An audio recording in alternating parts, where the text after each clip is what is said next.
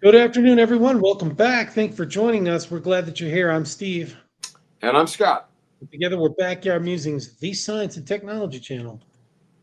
Yeah, and this afternoon we're talking about a geology topic. Kind of interesting. Very They're, interesting. that, yeah, that they're looking at this. So, Yeah. um, yeah, let's talk about it. Scientists have identified a hidden deep earth pattern that may reveal where rare earth deposits form. And this is awesome because you could waste a lot of money doing exploratory drill holes to find something. So they're looking for um, patterns in order to go after this and study. The study links valuable rare earth rich rocks to the thick ancient roots beneath Earth's continents. A new global study has uncovered a surprising pattern behind the formation of rare earth element deposits, pointing scientists towards some of the most promising places on Earth to search for these valuable resources. Would you like to know more? We did a segment on something similar to this I think so. Like 2 years ago. It was a when they while. were using aircraft, right? And they were Yeah. yeah, I remember that. Okay. Researchers from the University of Cambridge's Department of Earth Sciences created a worldwide map of unusual CO2 rich Igneous. igneous Igneous. rocks, igneous, which are the primary source of rare earth elements. Their analysis showed that these rocks are closely tied to thick, ancient sections of Earth's lithosphere, the rigid outer layer that includes the crust and upper mantle. Hmm. So it could go deep, a couple kilometers. According to the researchers, the thickest parts of the lithosphere create ideal conditions for rare earth enrichment because they can trap molten rock deep underground for long periods of time, over millions of years. These isolated pockets of magma slowly concentrate valuable metals. The findings were published in the journal Nature Geoscience on May 22nd, 2026. Quote, our research is beginning to provide a kind of predictive power for where we can expect these rocks and, by extension, their associated rare earth element deposits to form. This is according to Dr. Emily Bowman, lead author of the study from Cambridge Earth Sciences. Rare earth elements are essential for many modern technologies, we know this, including smartphones, electric vehicles, and wind turbines.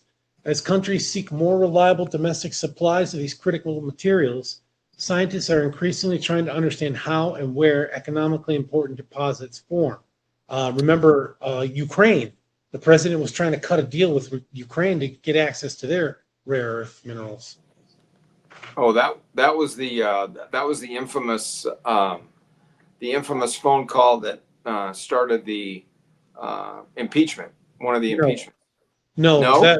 the phone call was about trying to get prosecutors to take a look at Biden's son to stop corruption. Oh, that's right. That's right. That's right. Yeah. Okay, another quote. There is significant scientific interest in why rare earth deposits form where they do, according to Professor Sally Gibson, senior author of the study from Cambridge Earth Sciences, who currently leads a what is that, £1 million Yep. £1 million project investigating the study. That doesn't Yeah. sound like a lot of money. Yeah. That's British. That's British. Yeah, no, I get that, but that doesn't Yeah. sound like a lot of money, though. Is Oh, that? it's enough to put food on the table I guess for so. Sally. I guess so. Yeah. Okay. Past past research has typically focused on individual deposits or specific regions. This new work instead examined rare earth related rocks on a global scale while also looking deep beneath Earth's surface for larger geological patterns. To carry out the study, Bowman gathered chemical information from roughly 9,000 igneous rock samples collected around the world. All of the rocks contained high levels of dissolved CO2, which plays an important role in helping rare earth elements become concentrated.